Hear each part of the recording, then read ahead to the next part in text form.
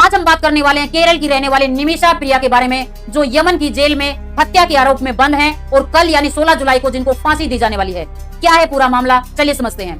केरल के पलक्कड़ जिले की रहने वाली निमिषा प्रिया 2007 में यमन में जाती हैं कमाने के लिए। कुछ दिनों तक वो किसी हॉस्पिटल में काम करती हैं और बाद में वो डिसाइड करती है कि मुझे अपना खुद का क्लिनिक करना है। यमन के कानून के अनुसार वहाँ पर क्लिनिक करने के लिए जो 2 पार्टनर होंगे उनमें से एक यमन का नागरिक होना चाहिए। इसी क्रम में निमिषा प्रिया का संपर्क होता है एक व्यक्ति से जिनका नाम है तलाब मेहंदी।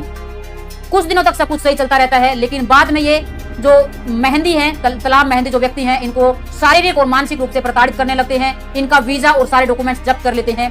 अपने आप को बचाने के लिए, अपने आप को यहाँ से निकालने के लिए निमिषा प्रिया इनको इंजेक्शन दे देती है, नशे की दवाई दे देती है। लेकिन डोज इतना हैवी हो जाता है कि उसकी मृत्यु हो जाती है मेहंदी की। कुछ दिनों के बाद मेहंदी का शरीर टुकड़े टुकड़े के रूप में मिलता है किसी ड्रम में। निमिषा प्रिया को गिरफ्तार कर लिया जाता है और तब से वो 2017 से यमन की जेल में बंद है।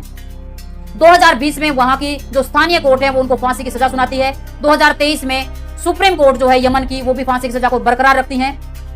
भारत में जो निमिषा प्रिया का परिवार है वो सुप्रीम कोर्ट में, अपने भारत के सुप्रीम कोर्ट में याचिका दायर करते हैं कि भारत सरकार को निर्देश दीजिए कि वो अपने कूटनीतिक संबंधों से, राजनयिक संबंधों के माध्यम से निमिषा प्रिया को बचाने का प्रयास करे। कल यानी 14 जुलाई को सुप्रीम कोर्ट में इस पर सुनवाई होती है।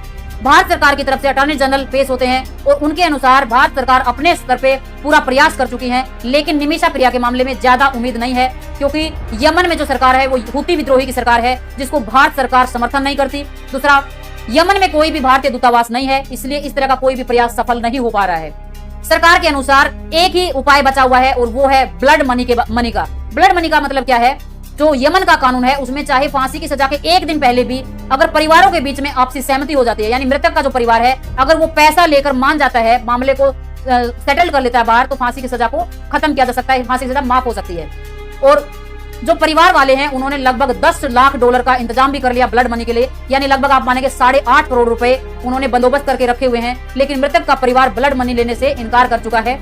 दूसरी तरफ केरल के ही एक बहुत ही प्रभावशाली और मुस्लिम नेता माने जाते हैं, ग्रैंड मुफ्ती के नाम से प्रसिद्ध हैं, उन्होंने भी यमन में जो प्रसिद्ध शेख हैं उनसे संपर्क किया है कल यानी 14 जुलाई को, और आज सुबह 15 जुलाई को इमरजेंसी मीटिंग हुई है यमन में, जिनमें मृतक के परिवार और कुछ प्रभावशाली लोगों को बुलाया गया है। देखिए क्या उम्मीद रहती है। अगर परिवार मान जाता है तो निमिषा प्रिया की फांसी की सजा खत्म हो जाएगी।